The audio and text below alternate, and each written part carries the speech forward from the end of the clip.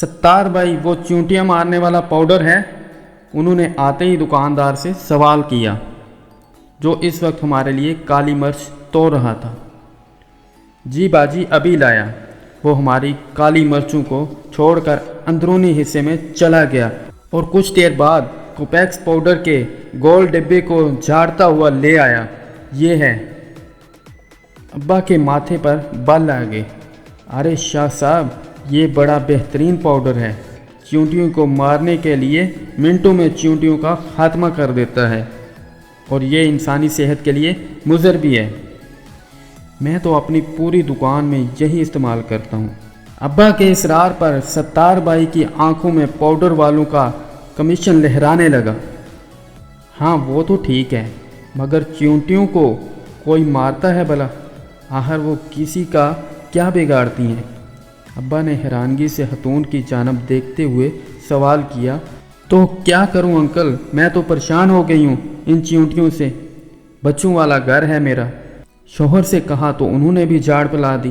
कहने लगे, अम्मी की ज़िंदगी में तो कभी हमें चींटियों ने परेशान नहीं किया, क्योंकि वो घर को बिल्कुल साफ रखा करती थी। अब आप ही बताएं, आपको क्या लगा? क्या मैं घर की सफाई नहीं करती होंगी? क्या मैं आपको ऐसी फोहड़ दिखाई देती हूँ? खातून ने ना सिर्फ अपना दुखड़ा रोना शुरू कर दिया, बल्कि अब्बा से सवालात भी करना शुरू कर दिए। और अब्बा, जो उनके सवालात के जवाबात के लिए बिल्कुल तैयार न थे, एकदम परेशान हो गए। नहीं बेटा, मैं तो बस ये नहीं कह रहा कि चींटियों से निजात के लिए तुम एक मुट्ठी आटा डाल दिया करो। ये बेचारी नन्ही मखलूक तो सिर्फ रिज़्क के लिए बाहर आती है और बस। अब्बा के लहजे में ज़माने भर की शफ़क़त देखकर खतून ने गैर महसूस अंदाज में दुपट्टा सर पर ले लिया। जी जी अंकल, मगर क्या इससे चींटियों से छुटकारा मिल जाएगा? वो अब भी गैर यकीनी अंदाज में अब्बा से पूछ रही थी। क्यों नहीं बेटा, पुराने ज़माने में यही रवाज चला आ रहा है।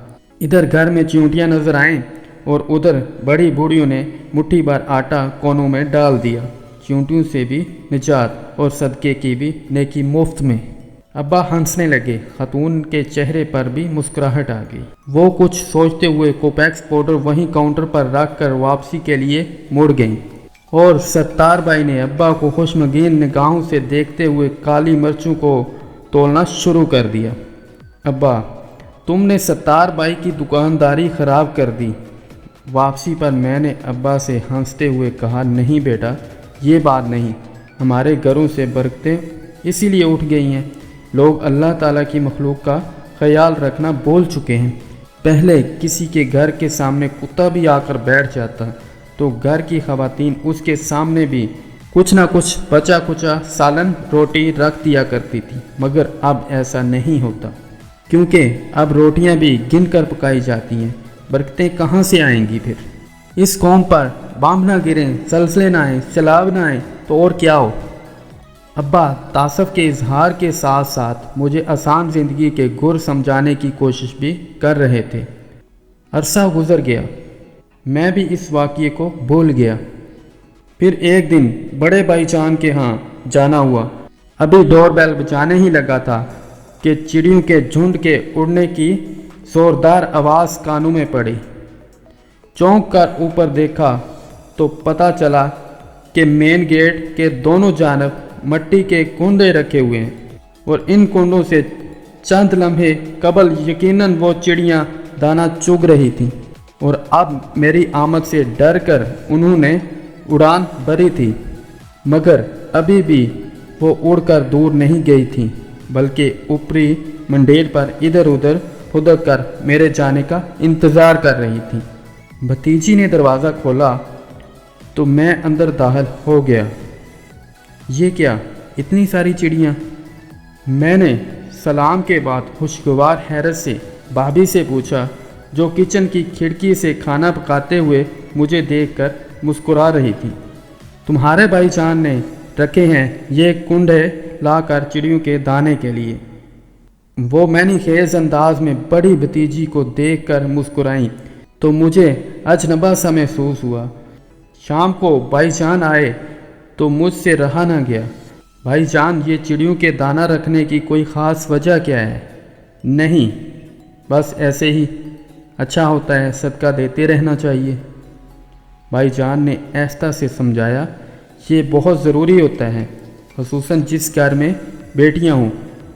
फिर बताने लगे कि किसी बुज़ुर्ग के पास एक शख्स ने आकर बताया कि वो गरीब आदमी है और परेशान है कि अपनी बेटियों की शादी किस तरह कर पाएगा, क्योंकि गुर्बत की वजह से कोई उसकी बेटियों से शादी करने को तैयार नहीं। बुज़ुर्ग ने मशवरा दिया कि रोज़ 200 भूखों को खाना खिलाओ, तुम्हारा मसला हल हो जाएगा। गरीब आदमी मारे एहतराम के बुज़ुर्ग को तो कुछ ना बोल पाया, अलबत्ता आस्ताने से बाहर आकर सारों के तार रोने लगा। पास से गुजरे किसी दाना ने पूछा, रोते क्यों हो? गरीब ने जवाब दिया, गुर्बत ने पहले ही मार मार कर अधमुआ किया हुआ है और सरकार ने फरमाया है कि रोज़ 200 भूखों को खाना खिलाओ, तब बेटियों की शादी मुमकिन होगी। दाना आदमी मुस्कुरा कर बोला, भले आदमी, भूखा क्या सिर्फ इंसान होता है? अल्लाह की मखलूक छोटी हो या बड़ी, भूख तो सबको सताती है। अगर तुम एक मुट्ठी आटा भी चींटियों को डाल दोगे तो समझो तुम्हारा सदका हो गया। दाना आदमी ये तो कहकर अपनी राह चल दिया और गरीब अपनी नाकस शक्ल पर हंसते हुए अपने घर को चला। कुछ अरसे बाद ही सदक़े की बरक़ात से ना सिर्फ वो अपनी बेटियों के फ़राइज़ से सबको दोष हुआ, बल्कि घर में भी खुशहाली आ गई। भाईजान, जिस वक्त ये वाक़या हमको सुना रहे थे, मुझे अब्बा की मुट्ठी भर आटे वाली बात याद आ रही थी। मैंने आने वाले दिनों में देखा कि भाईजान ने अपनी चारों बेटियों की शादियां उनकी सही उम्र में बिल्कुल दुरुस्त मौके पर कर दी। शायद इसीलिए जब मैंने अपना घर लिया तो सबसे पहले अपने दरवाजे के पास चिड़ियों के लिए दाना रख दिया। कई बार मैंने घर बदला, हर बार ये चिड़ियाँ, कबूतर और कौवे मेरे रिज़्क़ की आसानियों का सबब बनते रहे। बीमारियाँ भी आईं, परेशानियों ने भी घेरा, तंग करने की कोशिश की, मगर हमेशा ये परिंदे मुझे आसरा देते रहे। इन्ना माल उसरी युसरा के मैंने समझाते रहे, अल्लाह रब्बुल इज़्ज़त की बड़ाई का यकीन दिलाते रहे। अल्हम्दुलिल्लाह सुम्मा अल्हम्दुलिल्लाह। मैंने आज तक अपने बच्चों का बहता हुआ नहीं देखा, इन्हें किसी तकलीफ़ में तड़पते नहीं देखा। एक वक्त ऐसा भी आया जब मेरे घर का सबसे बड़ा मसला ये था कि हमारी मुर्गी कुड़क हो जाने के बावजूद अंडों पर क्यों नहीं बैठ रही। और ये वो दौर था जब मेरा घर कबूतरों वाला घर के नाम से मशहूर हो चुका था। यकीन मानिए कि ये तमाम बातें इसलिए नहीं बयान की कि नाउज़ बिल्ला मैं अपने नेकियों का प्रचार करना चाहता हूँ, बल्कि मैं इस राज को खोल कर बयान करना चाहता हूँ कि जो सवाल की सूरत में मुझसे अक्सर किया जाता है कि आखिर कैसे गुजारा कर लेते हो, हमसे तो नहीं होता।